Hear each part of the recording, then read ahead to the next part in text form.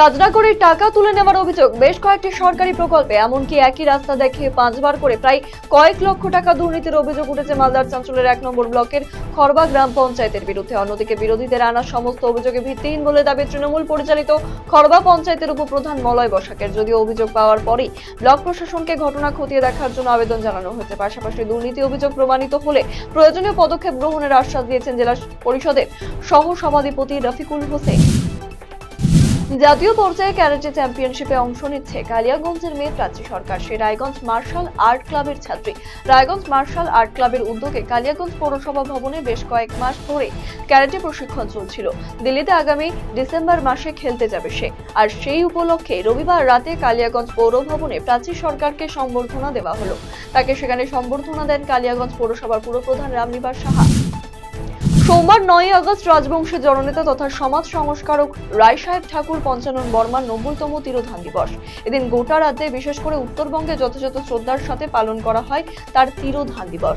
একই ছবি রায়গঞ্জ শহরেও। এদিন রায়গঞ্জ পৌরসভা ঠাকুর পঞ্চানন বর্মা সেবা সমিতি এবং ক্ষত্রিয় হোস্টেল কমিটির মিলিত উদ্যোগে বকুলতলায় একটি শ্রদ্ধা নিবেদন অনুষ্ঠানের আয়োজন করা হয়। উপস্থিত ছিলেন পৌর প্রশাসক সন্দীপ বিশ্বাস, বিশিষ্ট শিক্ষাবিদ সুশীল গোস্বামী সহ বণিক সভার প্রতিনিধি, ওয়ার্ড কোঅর্ডিনেটর এবং পঞ্চানন বর্মা সেবা সমিতির প্রতিনিধিরা।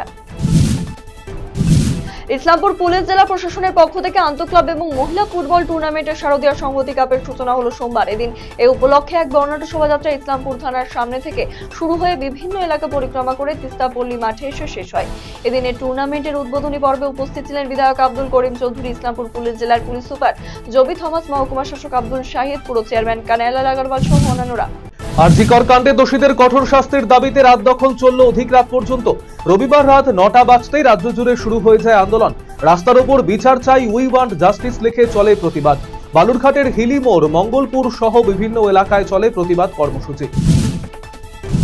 আরজিকরে মহিলা চিকিৎসককে নারকীয়ভাবে ধর্ষণ করে হত্যার ঘটনার পর প্রায় 1 মাস অতিক্রান্ত। এখনো তদন্তে তেমন অগ্রগতি নজরে আসেনি। ইতিমধ্যেই তথ্য প্রমাণ লোপাটেরও অভিযোগ সামনে এসেছে। এরই প্রতিবাদে এবং দ্রুত সুবিচারের দাবিতে ফের রায়গঞ্জে রাত জাগল আম জনতা। এদিন রায়গঞ্জ শহরের ঘড়িমোড়ে মানববন্ধন কর্মসূচি গ্রহণ করা হয়। তাদের একটাই স্বর, জাস্টিস ফর আরজিকর। আরজিকরের নারকীয় ঘটনার প্রতিবাদে ও নারী স্বাধীনতার দাবিতে একদিকে যখন রাত জাগছেন সকলেই, তখন সেই রাতেই চূড়ান্ত হেনস্থার শিকার হলেন এক মহিলা। কাঠগড়ায় স্বামী সহ শ্বশুর বাড়ির লোকজন। রবিবার রাতেই ঘটনাটি ঘটেছে রায়গঞ্জ থানার উদয়পুর এলাকায়। যদিও এই ঘটনায় অভিযোগকারীর শ্বশুর বাড়ির লোকজনের কোনো প্রতিক্রিয়া মেলেনি। পুলিশ গোটা ঘটনার তদন্ত শুরু করেছে।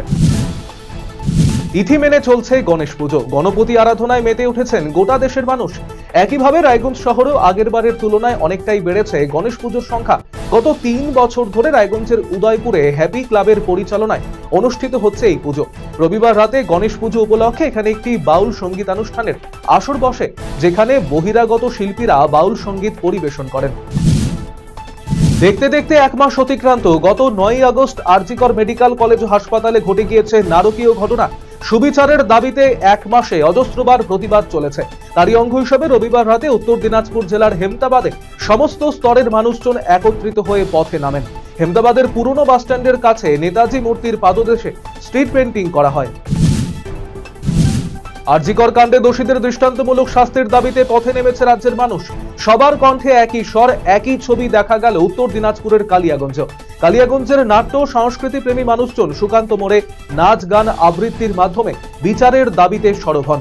রাস্তার ওপর ছবি এঁকে চলে প্রতিবাদ কর্মসূচি। রাত 12টায় জাতীয় সঙ্গীতের মধ্য দিয়ে সমাপ্তি ঘটে প্রতিবাদ কর্মসূচি।